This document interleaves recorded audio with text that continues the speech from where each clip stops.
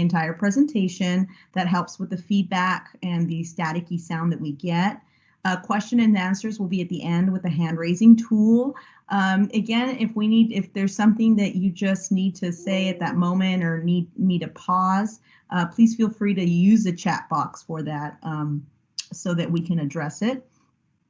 And same thing with the chat box. We can wait till the end, but if it's just an urgent need to ask about it right now, you're more than free to go ahead and write it in the chat box. All right, once again, our parent support and communication, 8 to 4, Ms. Garcia, Ms. Perneda, Mrs. Nogueron, and our teacher emails. Again, teacher name at fresnou.org. They use Remind, Teams Message, and any other agreed form of communication. And you know what I just noticed, Ms. Valtierra, I don't think I pressed record. I did, I'm recording. Okay, thank you. Okay. Just confirming. Okay, so 8 to 9, Wednesday and Friday, teacher office hours, 12:45 to 1:15 daily. Monday, Friday, student family connections. And we talked about this last week, the virtual opportunities for parents. So the highlighted ones are the ones right now. These have already been the past ones, but week 4, week 5 are continuing. So if you would like to still register, please call this number, 291-5428. There's still two of these days as opportunities for you to join the virtual learning for parents. Let's see. All right, another opportunity for learning, for parent learning, is the one that's partnered up with Success Together and Parent University. There are still 3 sessions here that you can register for. You can again text this number, en apoyo para padre, or say parent support. Text that to this number so that they can give you some more information as how you can register for these next 3 days here.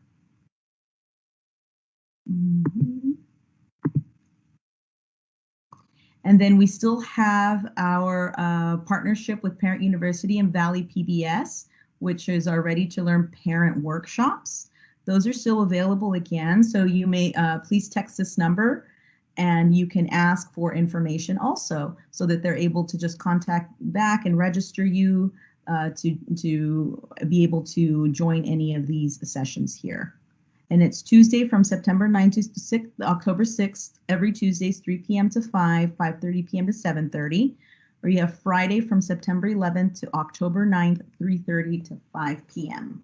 So you have those 3 time slots, those opportunities to join.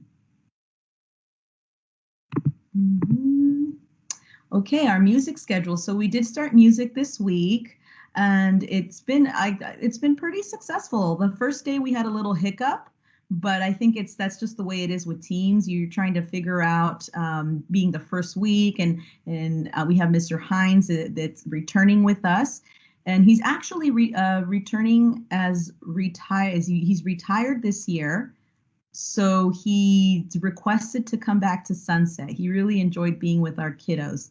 So he's our music instructor. And this is the schedule, which is also posted on our Sunset website. I want to add to that, if you can see here, the Mrs. Ledesma's and Mrs. Jimenez's class were on Tuesday at 8:30 and 8:50. But those were the hiccups that we had. So we moved them to 1:05 and 1:25 on Thursday, okay? So that's why I cut it from Tuesday and put it down on Thursday. So we're going to update the schedule today on the website, okay? Oh, thank you. Let me see. All right. And Student of the Month. Yesterday was our first Student of the Month, and I just want to say I was so thrilled to see the kids, and like just watching the kids with the big smiles coming out of the car and taking a picture and receiving their little treat bag and their certificate. And we were also able to purchase 1 personal pizza per each child. So I know that the pizza was the tradition at Sunset for Student of the Month. So we went along and said, you know, that'd be super cute if we can get them all individual pizzas. So they got their little cute tiny pizzas, like tiny little baby slices, but everybody was super happy. And we will be making a PowerPoint of the student of the months, and we're going to be sending it to our teachers also so that they're able to share it with their classes. That way the kids in the classroom can become motivated to, hey, you know what, maybe we can become student of the month this month. Just honoring the kids too for their hard work and their efforts, and really trying to be the best virtual student online.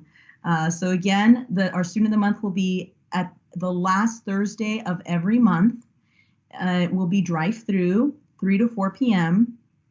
Each child will receive a certificate, and they'll also have this little folder here with the certificate inside and like coupons. So we're working on getting some coupons from like McDonald's, like a free Happy Meal. I know we had one for Wendy's in there yesterday. Our office assistant, Myra, has reached out to different places to see if we can continue to add more coupons for kids. And they also receive a treat bag that has some goodies, a pencil, and just some little sweets in there. And again, their personal pizza. And you know what I was thinking, Miss Mireles, yesterday after seeing all the kids being so happy, I'm like, I wish we had more. So I'm even thinking maybe we can do 2 per classroom. But it all depends on the funds that we have, and maybe we can just work with the PTA. This is just an idea I had when I was driving home. And that would be great if we can do 2, maybe a boy and a girl per class. And then we'll have more kids and more, so they don't have to wait a whole month again to get a treat. So let's look at our funds and see what we have, and maybe we can work with PTA and see if they can help us with the candy or with the pizza. But I think we can do 2. That way we motivate them a little more. But that's something I was thinking about while I was driving. I said, oh my God, I wish we had more, because they were so happy. You should have seen their faces. They were so proud of themselves. They were. They just had the biggest smiles. And you know what? The teachers, I think last year we started that with having 2 student of the months. So maybe that's something that we can share with teachers again, because that's something I think that one teacher brought to our attention last year. Towards the end, I want to say that we about why don't we do 2? But that would be great. I think that's a boy, a girl, or 2 girls, or just to have a little more participation in the classroom. And that's a great idea. All right. Okay, so then our cheer club are Mondays and Wednesdays from 4 to 5 p.m. And Senora Rivera will be the cheer advisor. She really likes it. So the cheer, Mrs. Tommy on the Sunset Biblioteca also posted the information, and I don't know, Mrs. Valtierra, is it also posted on the Sunset website because it has the Zoom number on there? Do you know? Yes, I think that I sent it to her too, and she's been posting everything I sent, so I'm assuming it's there. Okay. I haven't looked, but I'm assuming it's there because that was the agreement, yes. Okay, perfect. And if they're having trouble, if parents still want to join cheer, they can contact Ms. Rivera, and Ms. Rivera can give them the Zoom code to get into the cheer club. So far, I think we have 13 girls registered, so there's still room for more. So nice. Yeah, I know. Okay. All right. So this year we also have our tutoring and mentoring program that's starting next week. With our 3rd grade Interact Fellow. And our Interact Fellow is, it's a teaching fellow, a tutor who will be working with 3rd grade, and her name is Miss Ochoa. So these Interact Fellows are site funded. Our site did fund two Interact Fellows to support with homework support or assignment support, and they will be starting next week. Now, for 3rd grade, our Interact Fellow will be focusing on Tier 2 students. Those are the students that are 1 grade level below and just need that extra support to push up a little more, to give them that support that they need to succeed in class. They'll be supporting students with developing literacy and oral skills in both Spanish and English. And Spanish is is being the focus also, because third grade is 65-35 in our DI program, so 65% of the time is Spanish. So it's a little heavier on the Spanish. And I know that we want to continue to have our kids immersed or practicing the Spanish even after school. Homework and assignment support as well. And there will be monitoring with iReady 2 times a week. And it'll be from 1 to 4 p.m. Monday through Friday, beginning Monday, the 28th of September. They'll be using Teams also as a platform for kids. So these kids that were selected, again, for third grade, are these Tier 2 students based on their iReady score. So I looked at the iReady score and then also teacher input. So teacher input and iReady score, and then we were able to create 3 groups for third grade.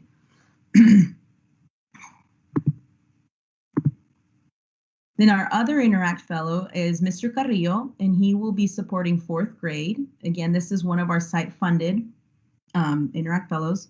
And the focus for 4th grade would be EL students. Our district is also focusing with our intermediate 4 through 6 on redesignating students so they don't become long-term English language learners. So they'll be supporting students with developing English literacy skills in reading, writing, listening, and speaking.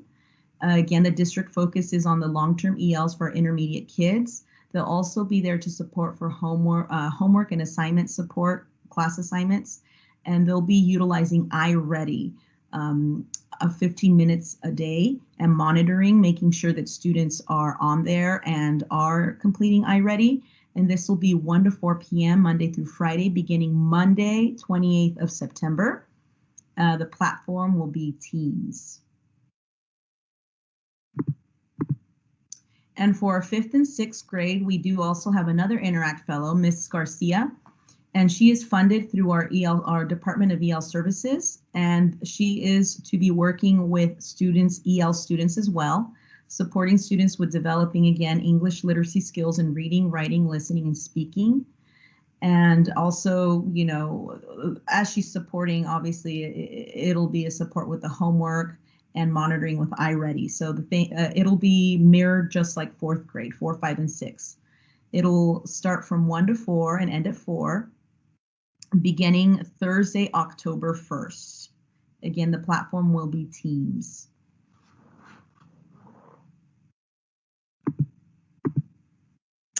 One other opportunity that the district is giving to our parents and our community is tutor.com, which will be receiving more information. Senora Valtierra and I have a meeting scheduled next week on Wednesday that will give us more detailed information as to how this is going to be rolled out and how parents will be able to have access. And this is going to be all through the district. These tutors are also bilingual, so they can support in both English and Spanish. And let's see. So there's a little bit about this tutor.com. It's a 24/7 on-demand real-time tutoring. They do also pre-scheduled tutoring sessions, asynchronous reviews for writing, diagnostics and practice quizzes. They also have SATs and ACT essentials. And I'm not sure what the My Account access, we'll figure out a little more about that. But the awesome thing about this is that it's 24/7 and it's real time. So anytime that a parent needs to call or has a question with a homework assignment or students need support at any time, this will be a resource that's available. And these are all the subject areas, 180 plus available subjects. You have math, science, English and literature, writing, social sciences, computer literacy and science, foreign languages. So it just goes on and on. They're all subjects, standard program. There are lots of tutors available, and I've heard a lot of great things about this. So I'm excited for next Wednesday. Okay, then we have our school site council. So we are now on the 25th of September, which are the official ballots mailed out. So these ballots will be emailed out to you to start the voting process. So please submit your votes and pass the word around to make sure that parents are voting. This is very important to cast your vote so that we select somebody to represent you in school site council and you know, the decisions that we make, where our money goes for the school, how to develop our single plan for student achievement. So it's very important that you vote. I would like to add something to that, Ms. Mireles. So usually the ballots go home with students on a regular school year. And according to our bylaws, and you guys got all of you got the bylaws in the first day packet, they are supposed to go, is one per family, and they go to the youngest, they are validated by the youngest, by the name of the youngest child in the family. So the way we're gonna do this year to make sure that we have participation, we're going to be emailing them, so one per family. So we already have all the families, the kids linked by family. So if we have your email, you will be getting that today. And if we don't, we have about 20 kids whose families don't have an email. We don't have an email on site. So those are going to be mailed by regular mail. So please check your emails, vote. We have 4 parent vacancies. And we need 4 votes, okay? Don't just vote for one person. Make sure that you vote for 4 candidates. And it's an easy way to vote. It's a form. You just click on the candidate and submit your vote, okay? And we're gonna be reviewing the results on October 14th during our first school site council meeting. So we're gonna show you now the nominees that we have. Okay, so here are our nominees. My computer screen's really tiny. So we have Alicia Torres, Carissa. You can keep going, Miss. This is the flyer, so the individual nominee is there, so it's easier to see. There we go. Thank you so much, Ms. Valtierra. Okay, so we have Alicia Torres, and then there's a little information about Alicia Torres there, both in English and Spanish. And these will be on the ballots. Carissa Estrada, who's also another nominee. Selena Cordova. Chanel Williams. Daisy Hernandez. And then we have Maria Espinosa. All right. So just do you guys have any questions about the school site council election? Okay. Okay. Just submit your votes, please, and pass the voice. Tell people, you know, this is, for instance, the fact that we have tutors to provide support to students that are struggling after school is because the school site council decided that was the way to go.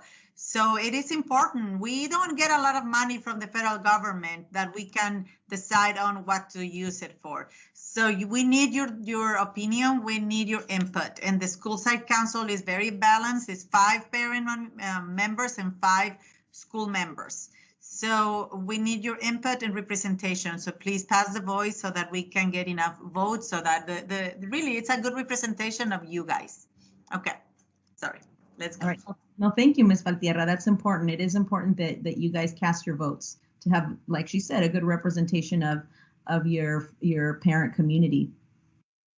Okay, so we'll go to the next slide. And now this one here is taken from also, if many of you watched the board meeting, not the board meeting, we had the town hall last week that explained the reopening of schools and when this is going to happen and how do we determine whether it's safe to reopen schools. So again, this is can my school open under this blueprint? So we have the purple, which is a widespread, red, substantial, moderate, and then our minimal. And these are the way we measure it with our adjusted case rate for tier assignments and testing positivity. So schools in the widespread or purple tier aren't permitted to reopen for in-person instruction unless they receive a waiver from their local health department at TK through 6th grades. Schools can reopen for in-person instruction once their county has been in the substantial red tier for at least 2 weeks. School must follow these guidelines when they reopen or if they have to close again.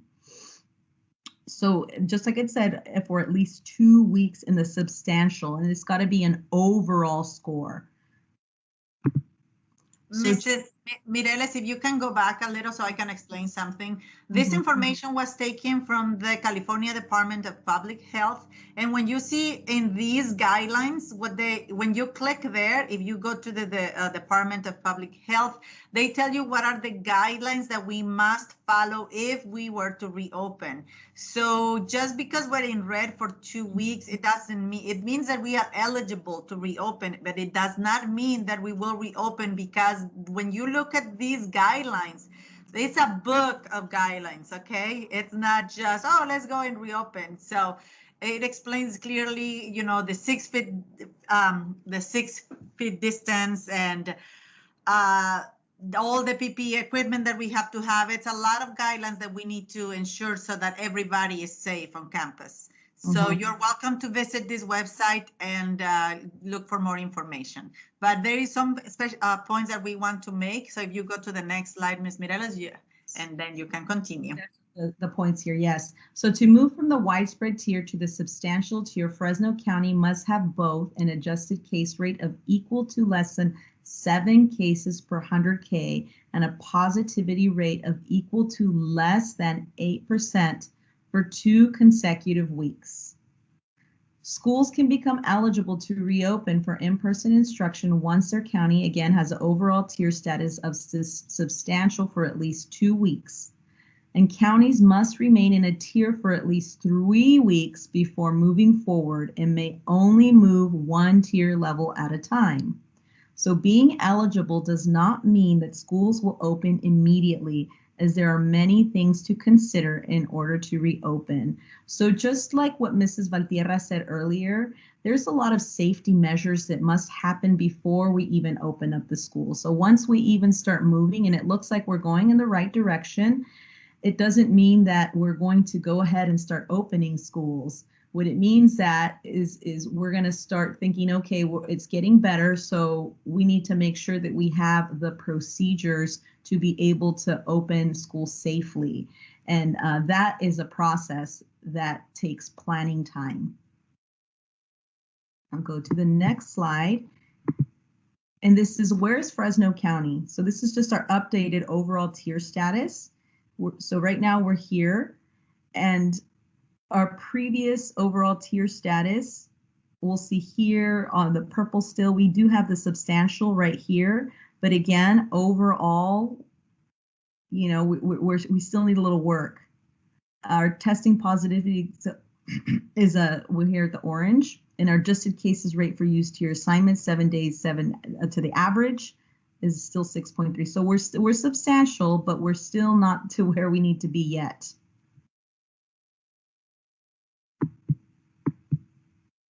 Okay, are there any questions before I move on? Anything you want to add, Ms. Valtierra? No, but we're gonna continue keeping an eye on this. Maybe every week is different, so we'll keep you updated. The good thing to know about this is like, okay, so if we're not even close to opening, why are we talking about this? It's because we just want you to know that we're going in the right direction and that we're going to have some heads up, okay? Like, okay, maybe in 2 weeks, maybe in 3 weeks. So it's not going to be, oh, it's red, we're going to reopen. So it's going to take some planning, but we're going to have the heads up to know that, okay, it might happen, so we can start reopening and plan for reopening. Okay, so we'll keep you updated every week. Any new information, you'll have it here. All right. Okay, so we'll go to the next part of our coffee hour presentation. So this one is when we have substitutes on campus. well, not on campus, but virtually, right? So what we notice is Teams has been also updating and changing settings. So now on Teams, when teachers that have already created they've created the Teams for the Teams meeting for their classrooms, there's a setting there that only has them to be presenters. So that means that, kids can't mute them, kids can't kick them out, because that was happening a lot at the beginning. So with the feedback that we gave to Teams, they've now made it to where only the teacher can be the presenter. So when they made that change, that also affected substitutes. So substitutes cannot be a presenter unless the teacher gives access to everyone to present. So with this change happening, we did inform teachers that when they do have a substitute we created a substitute channel. And in that substitute channel is where the teacher will place the settings to where everyone can present, so that the sub has access to present to kids in the classroom. And this is where you would go, your child would go, if they have a sub for the day, they would go to the substitute channel. They click on the meeting created by the substitute teacher. So the substitute teacher will be creating the meeting inside the substitute channel. And then when they click there, that should allow them to get into the meeting. Okay. So there's two ways, because let me add to that.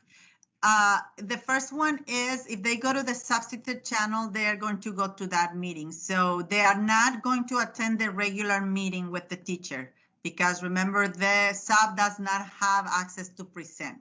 So they are going to attend a new meeting, and you will know what's the meeting because it's in the channel substitute, and it's going to have the sub name and the date that the substitute is going to be absent. So that's one way to access the meeting. The other way, because we know that a lot of our kiddos, when they access their meetings, they go straight to the calendar. So that also, you can do that. They can go to their calendar, go to the day, and then they're going to see there that they have a meeting with the sub's name and the date as well. So those are the two ways they can access the new meeting. I hope that you guys are able to share these with other parents, because I know we had emergencies last week, and it was really difficult to present for the subs. I mean, the subs could talk to the kids, but they couldn't share the screen or the work, and it took a little while to figure it out. So we thought about this, and please share that. It's important, because then we have kids and people calling, we can't access the classroom, or we can't hear the teacher. And there was a lot of issues due to the change that happened in Teams. Okay, so remember, there's going to be a substitute channel, and that should solve a lot of problems. Yeah. Okay. And thank you again for your flexibility during that time, because the changes were happening within that time. And like Senora Valtierra and I, she said, we had to cover a classroom, and we couldn't, because we weren't presenters. We didn't have access to be presenters, because only the teacher can do that. So that caused a little hiccup there. So yes, if you definitely pass the word about the substitute channel, when there is a substitute, they can have those two ways, the calendar, or they can click on the sub. All right. Okay, so now we have our virtual extended learning program. So this is open to all students during distance learning. Students can attend one or more sessions a day, and you may apply online. So the program provides homework tutorial, math and literacy games, SEL activities, social and emotional learning, enrichment and fitness activity, and learning through STEM and creativity. And this is what used to be known as the after-school program, okay? So it's now called Extended Learning Program. It's open to all students during distance learning, and once we come back face-to-face, we will continue with the lottery process, okay? But for now, it's open to everybody, and they don't have, sometimes kids think that they have to attend the 3 hours, 4 hours. That's not the case. They can attend as many sessions as they want. Maybe just the homework and tutoring part, or maybe the social emotional learning part, or maybe just the enrichment activity where they do arts and crafts. So they get to choose, and the activity schedule is on the next slide, I believe. Okay, yes, and here's our activity schedule. So TK Kinder, 2 to 2:10 is student sign-in. Then we have synchronous, 2:10 to 2:30 p.m. is SEL activity game, 20 minutes of synchronous. 2:30 to 3:30 p.m. is academic tutoring / phonics, and then synchronous at 3:30 to 3:45, TK through Kinder screen break time. 3:45 to 4:45 enrichment PE, and then a synchronous time, and 4:45 to 4:55 TK Kinder dismissal. Our 1st through 6th grade, 2:30 to 2:40 p.m. there's a student sign in. Then we have our synchronous time, 2:40 to 3:10 is SEL activity game or activity / game, 30 minutes synchronous time. 3:10 to 4:10 is academic tutoring / literacy and math challenge. And then synchronous time, 4:10 to 4:25 is 1st through 6th screen break time. And then there's our enrichment PE here from 4:25 to 5:25, and then the synchronous time, and then 1st through 6th grade dismissal at 5:25 p.m. So just to reiterate, if kids are welcome to join any one of these sessions. If they need support with tutoring, or also there's another opportunity there, some support in math and literacy, they can jump into this section, so definitely pass the word around. It's very, yes, do you want to share? Yeah, and I know that Ms. Garcia is here as a mom, but if she would like to add something to that, she's welcome to, jump into the conversation. Okay, Ms. Garcia? Thank you so much. So I did want to mention that I know that it seems kind of like a long day because, a lot of our kiddos are spending a lot of time virtually. So we are very aware and conscious that, it is a long day already in the morning. So we want to provide the service. So we are available at those times. However, if they only need to come to the enrichment tutorial, or if they only want to come to certain things, they're available to only come during that time. They do not have to stay there for the whole duration. Just because I know, again, it's a really long day, so we don't expect them to stay there for 3 hours. So if they want to come for the social and emotional part, for the 30 minutes, or if they want to come for the enrichment tutorial. So what we did this week, I've been talking to Ms. Valtierra. Some of the students have online homework, so a lot of the students don't need help.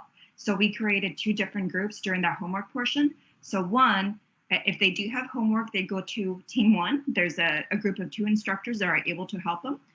The other group that does not have homework, they go to team 2.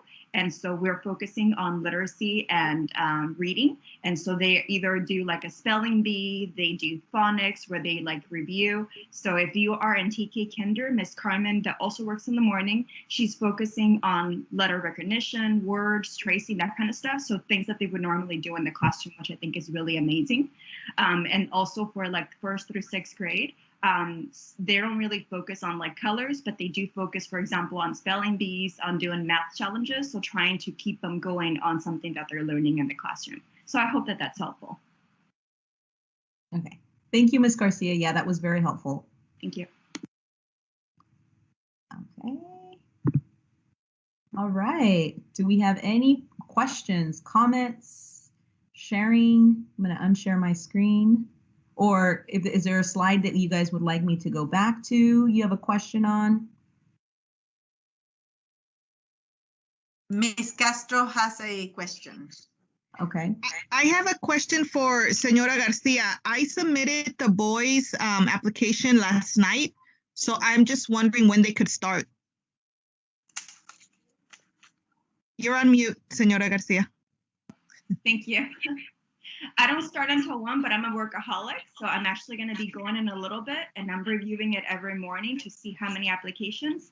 So I'll be able to approve you. So as long as you completed your Zoom and your application, then you'll be able to start today. Okay, thank you. Mm-hmm.